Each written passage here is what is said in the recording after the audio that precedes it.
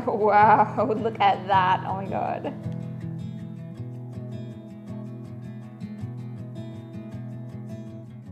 I don't know about you, but I'm not the biggest fan of vegan cheese. I hate to admit it, but I know there's a lot of commercial varieties of vegan cheeses out in the market these days, but most of them really don't hit the mark. They often have like these chemical kind of flavors, or they taste like coconut, or they just don't come close to the traditional. But I've been working on this recipe for quite some time now, and I gotta tell you guys, it's so close to Parmesan cheese. It's packed full of umami, flavor, and you can grate it, you can shave it. It's so much fun to use, and it's so easy to make. It doesn't take 12 months. It's only gonna take you about 10 minutes to prepare. So let's get into it. So to make this vegan Parmesan cheese, we are using a couple of unique ingredients, and I'm gonna go through those. But when we think of Parmesan cheese, so traditional Parmesan cheese takes 12 months to make. It is curated and fermenting for 12 months to develop the traditional flavor, which is, it has like quite a bite, it's quite salty, it has some nutty and fruity notes, and I'm going to show you how we're going to mimic those in this recipe. So for that kind of nuttiness, we are going to be using chickpea flour, and you might be thinking, well, just chickpea flour doesn't really have a nutty flavor. Well, that's why I've got my hot plate out here. We're actually going to be toasting it to bring out the nutty flavor in this recipe. So you want to be really careful when you are toasting it. We're going to do this over a low heat. I just popped it in my saucepan there, and we want to stir it continuously. And this is just, chickpea flour, or in the US it's often called garbanzo bean flour. It's used a lot in Indian cuisine as well. And by toasting it, you get all of these nutty aromas. It's kind of similar to if you've ever made like a brown butter or something like this. That's where we're getting that flavor. Now this is going to toast very, very quick, so really keep an eye on it. You might want to take your pan off the heat while you're stirring, like on and off the heat, and you'll notice that you'll start to smell it, that toasted flavor, and it's going to start changing color. Okay, that's toasted enough to my liking. I'm going to set that aside back in its bowl. So now we're going to start putting everything together. So I've got my high-speed blender here. You could also use one of those bullet blenders. They're great for this too. And we're going to get started. Now the first ingredient that I'm going to be adding is some soaked cashews. So these are essentially cashews which I've soaked in some water in my fridge overnight, so they have plenty of time to absorb all of that moisture and are going to be much easier to blend. Now I like to do this in big batches. I'll take a whole pack of cashews, soak them overnight, drain them, and then I put them in like a Ziploc bag and keep these in my freezer, because we can use them for so many different applications. For our plant-based cooking, they're also great to throw into a smoothie as well to make it nice and creamy. But we're going to put it in our cheese today. So I've just measured what I need. I'm going to pop that in. So to our cashews, we're going to be adding our water. And we also have, for some cheesy flavor, we're using some nutritional yeast. Now that's going to add some lovely savory notes and also some buttery notes, very common in our vegan cheeses. Because we're not going to be fermenting this cheese for 12 months like a traditional Parmesan cheese, but we are using a fermented ingredient. So this is some shiro miso, also known as white miso, and this has been fermenting for a long time. You can just purchase this from like an Asian grocery store, but it's going to give a nice fermented flavor to our cheese, and also some salty notes and some umami as well, and a little bit of sweetness and fruitiness and things like this, these types of flavors that you would have in a Parmesan cheese. Now another unique ingredient that we'll be going to be using today is what's called lactic acid. Now don't be confused or think that this has anything to do with milk. It doesn't. It is used in the dairy industry, but it does not contain dairy itself. Lactic acid is a bacteria that is used to make things like yogurt and cheeses and stuff like that, but it's essentially just a bacteria, and it's been dried. So if you think of yogurt, that kind of tart flavor, this is what makes it that flavor. This is the bacteria that you're cultivating when you're making yogurt. It's the lactic acid.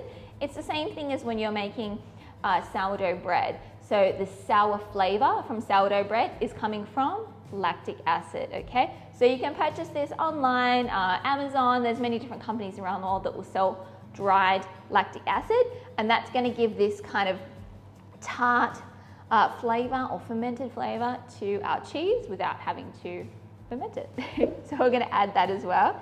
Now I'm gonna give these ingredients a good blend first before we add our remaining ingredients. So let's blend this up, get it nice and smooth. Now we're going to be adding some potato starch. Now this potato starch is what's going to make this cheese really nice and hard. Now you don't want to substitute this for any other type of starch. Don't use cornstarch or wheat starch. It's the potato starch that's going to give it that signature crumbly and hard texture. Now the best place to get potato starch and the lowest cost place to get it is from your local Asian grocery store or online Asian grocery store, and it's only going to set you back a couple of dollars. So it's very inexpensive and it's fantastic for plant-based cheeses. We also use it a lot in the bakery world as well. We can also go ahead and add our toasted chickpea flour that's going to give us that nice nutty flavor. So let's blend this up. So now we need to add some fat to our cheese, and I'm using some refined coconut oil today. Now this has been deodorized, so it does not have the coconut flavor. This is very important that you get a deodorized coconut oil. And I've just melted it in my microwave so it's liquid. And we're going to put our blender back on and we're going to slowly stream it in so we get a good emulsion.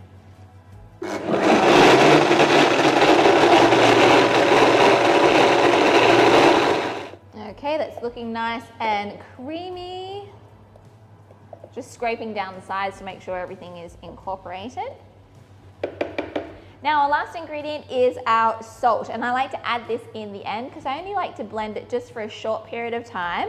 I'm using a flaky sea salt, like a fleur de sal, and we're just going to add that now. There is quite a lot of salt in this recipe because it is the Parmesan cheese, which is used often as a condiment or as a seasoning too, to add some saltiness. So don't be afraid about the amount of salt. So we're just going to blend this for about 10 seconds, or you can pulse it in a few times. We still want like some little pieces in there. Now we're actually going to be baking this cheese because we need to activate those starches. So I've got myself here a nice little loaf tin, which I'm going to line with some baking paper. And I've just cut my baking paper so it fits down the sides.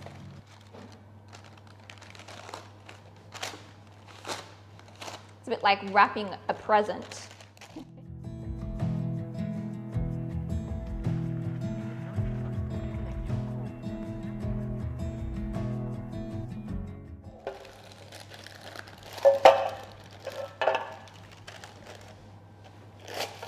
There we go. And we're just going to go in with our filling.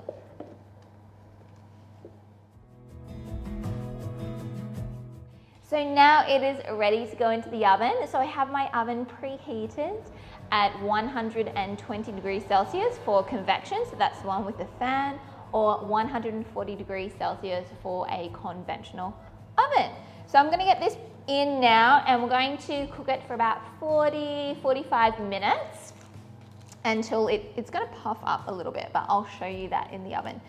All right, so let's get this going in now and I'll see you when it's done.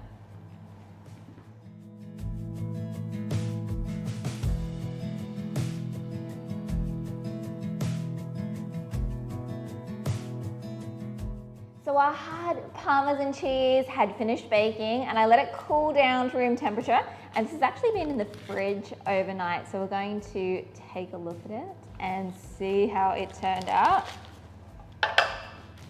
You'll notice after it's been in the fridge it's going to be really, really hard.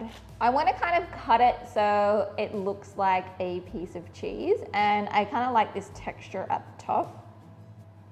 So I'm going to cut it on a diagonal. Oh, wow, look at that. Oh my God. It looks so authentic. I'm gonna cut this edge as well. Wow, that looks so much like a block of cheese. That's crazy. Let's give it a try.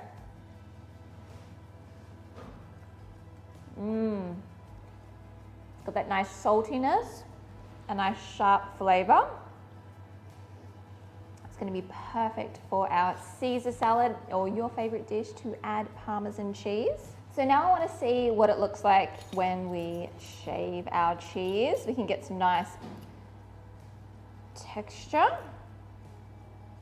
Look at that, it shaves beautifully. Might even cut this in half. So we can get some nice long pieces. Wow, look at that. That's so fun. Great on top of some pasta or your favorite salad. And let's try grating some. And it's grating lovely as well. So there we go, guys. That is our hard, grateable Parmesan cheese.